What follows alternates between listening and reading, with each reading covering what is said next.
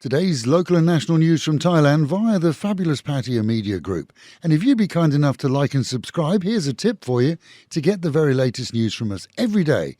When you subscribe, click on the button that says All, and then every day you'll get an update straight from us. As Thailand awaits the final list of who's who in the new coalition government, so Pheu Thai fully intends, according to their spokesman, to begin raising minimum wage here to 600 baht daily in stages from next year. This along with university leavers having a degree entitled to 26,000 baht, and that's likely to see those degree carriers discovering it less and less easy to find work. But for industry including agriculture, the new minimum wage can only result in price hikes, which then would result in the same income to expenditure difference as low earners have today. If prices rise and wages rise, then the difference remains the same. Family debt, said to have been increased by a loan scam carried out on his wife, led a 41-year-old father of two to take the lives of both his children and spouse before attempting to turn the knife on himself yesterday. Police and medics were called to find only he still alive. Family tells that the wife was scammed to the tune of 1.7 million baht and the family faced losing their mortgaged townhouse.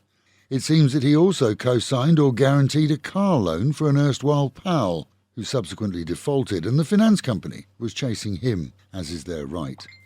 The warning then, scam loans on the net aside, is never to co-sign a loan for anyone, as that essentially devoids the borrower of responsibility and passes that on to the guarantor under law.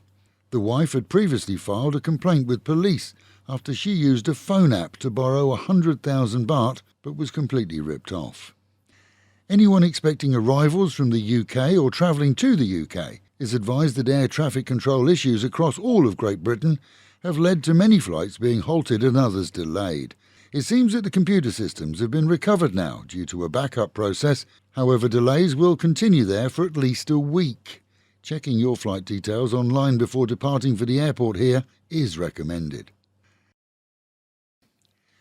Meanwhile at home, a teenage youth handed himself over to police yesterday, named as the fool who fired a pistol on the beach during an altercation between rival boy gangs midnight Saturday. The gun now seized is a homemade one, dangerously built to fire a 12-bore cartridge, and with every sign that repeat use could actually cause the firer to be injured. Nevertheless, cheap as it obviously was, the errant teen carried it and fired it when, according to him, his rivals pulled out knives. He also claims he tried to fire down into the ground but missed, and instead shot one of his opponents in the leg, with some media reports stating that the other was hit by a ricochet. That's highly unlikely, as the cartridge fired will have contained multiple shots and not a single bullet. Passers-by were left scared at the time, and police are following up on leads. Police reports indicate that an expat found at the unfinished part of the new Maptaput motorway link had passed away during the night before being discovered by locals after he crashed his motorbike. Remains of the bike were taken away for forensic testing yesterday. No word on lighting or warnings that the road comes to an abrupt end. However, high concrete barriers were installed to prevent vehicles passing.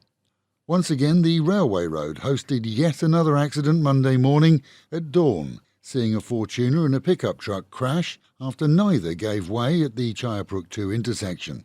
End result, the truck was left on its side with the driver and passenger injured and a very scared and pregnant Fortuner driver left in shock. This, sadly, is the outcome of a dual carriageway with multiple roads crossing it and neither direction having stop or yield signs, as the Who Dares Wins approach continues to be adopted illegally as the highway code. Many now are hoping that the region will fully install right-of-way signage. And with the Met Office promising highs today of 31 degrees dropping down to 28, the real feel of 34, an overcast day with a slight chance of rain.